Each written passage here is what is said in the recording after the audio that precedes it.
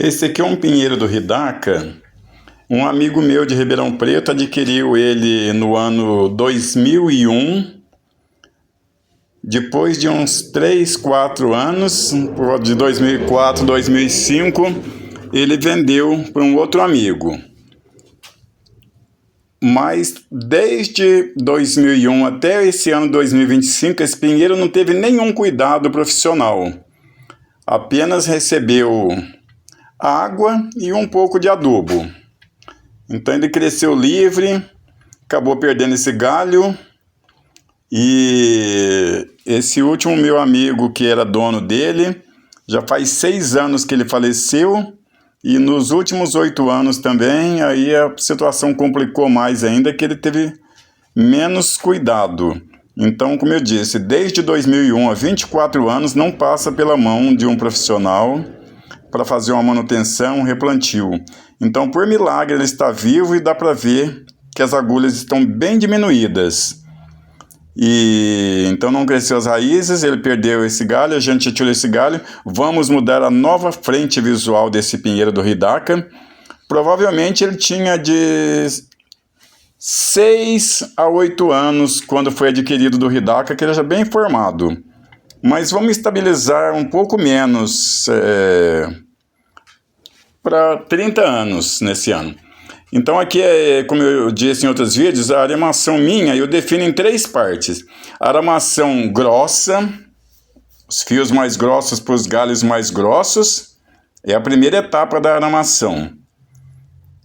Que os galhos mais grossos, e quando o fio não é suficiente, e às vezes um fio muito grosso também fica difícil para a gente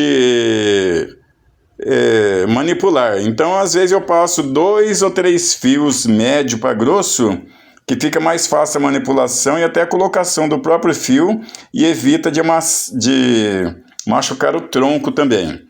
Então aqui eu estou fazendo a primeira aramação, que é nos galhos mais grossos, com arame mais grosso, a primeira fase, né? Primeira etapa de 3. E reforçando essa aramação, observando que eu estou fazendo isso agora já no meio de junho de 2025, onde as temperaturas já estão bem amenas. Mesmo aqui em Ribeirão a gente está tendo 10, 12, 13 graus de manhã, que aqui é difícil a gente amanhecer com as temperaturas, só nessa época, porque outras épocas do ano a gente amanhece com 23, 24 graus.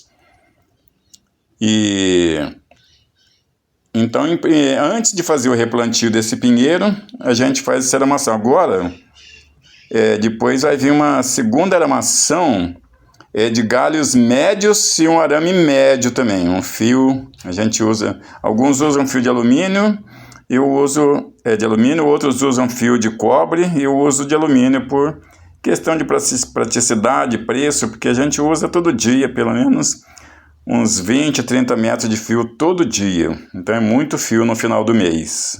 E o alumínio custa metade do preço do cobre, até um pouco menos comprando no atacado.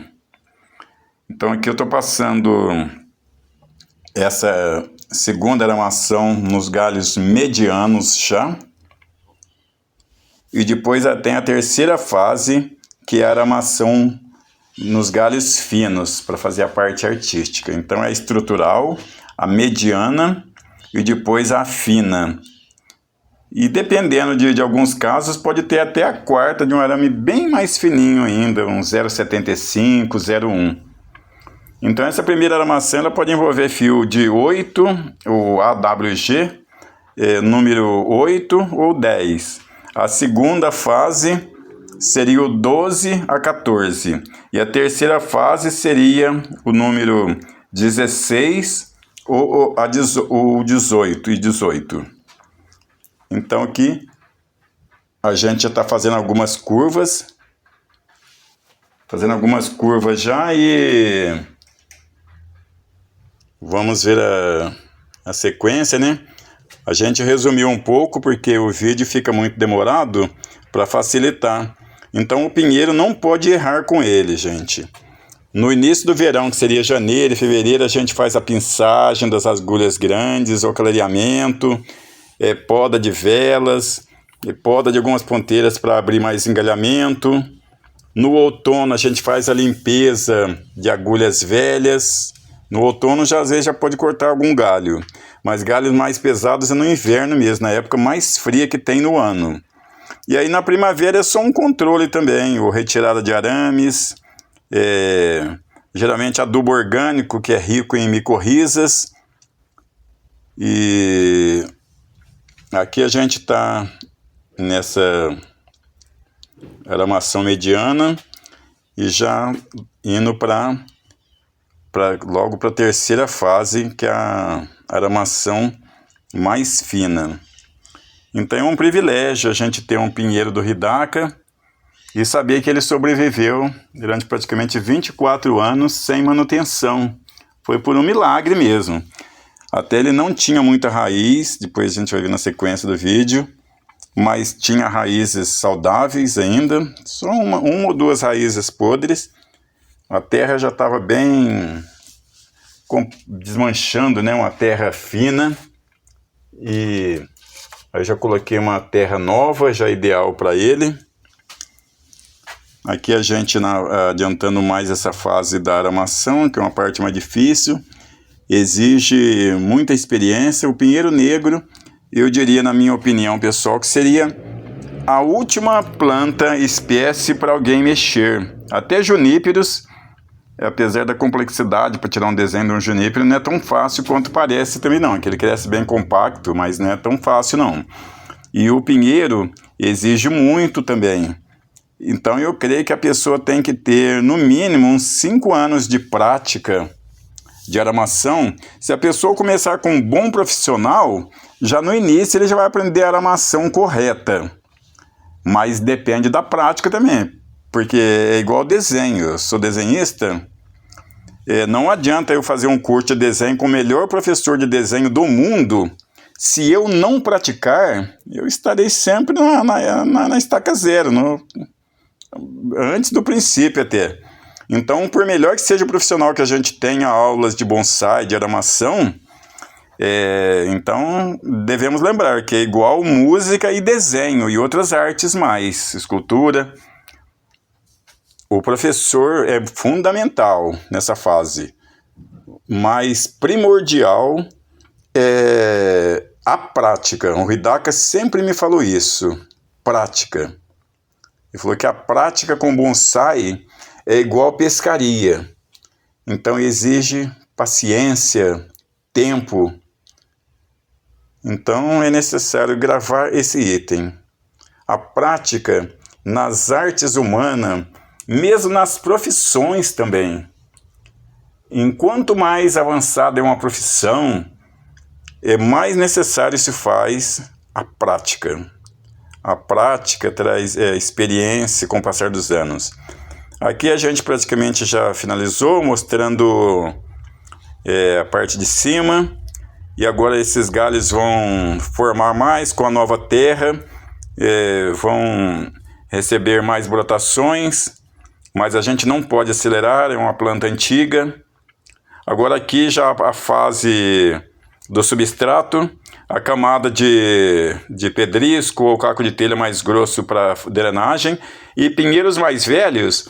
Aqui, como é um pouco mais quente, eu ponho entre 50% a 60% de material inerte, que seria o caco de telha ou o pedrisco, ou ambos misturado. E depois os outros 40% vem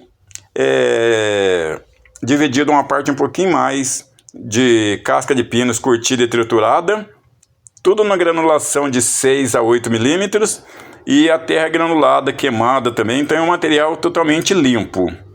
Agora que a gente está plantando ele nesse vaso, o pinheiro não tem necessidade de terras muito profundas, igual algumas frutíferas.